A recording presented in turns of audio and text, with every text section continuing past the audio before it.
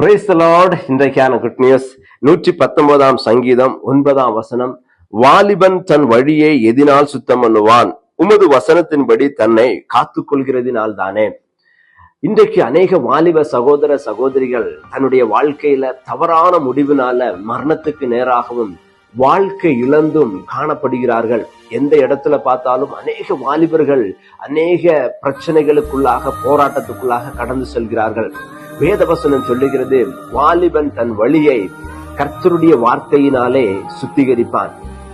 யோசேப் என்கிற வாலிபன் தன்னுடைய வாழ்க்கையில கர்த்தருடைய வசனத்தின் பிரகாரமாக நடந்த பொழுது, தேவனோடு அவன் நடந்த பொழுது, தனக்கு முன்பாக வந்த சோதனையை யோசேப்பு ஜெயித்தான். எனக்கு பிரியமானவர்களே, இன்றைக்கு நீங்களும் உங்களுடைய வாலிப பிராயத்துல வருகிற அநேக சோதனைகளை நீங்க ஜெயிக்க வேண்டும் என்றால் கர்த்தருடைய வார்த்தையின் பிரகாரமாக நீங்க நடக்க வேண்டும்.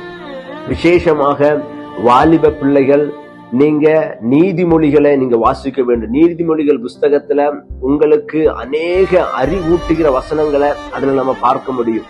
அநேக மோட்டிவேஷன் வேர்ட்ஸ் அதுல இருக்கிறது. இந்த நீதிமொழிகளை நீங்க வாசித்து தியானிங்க.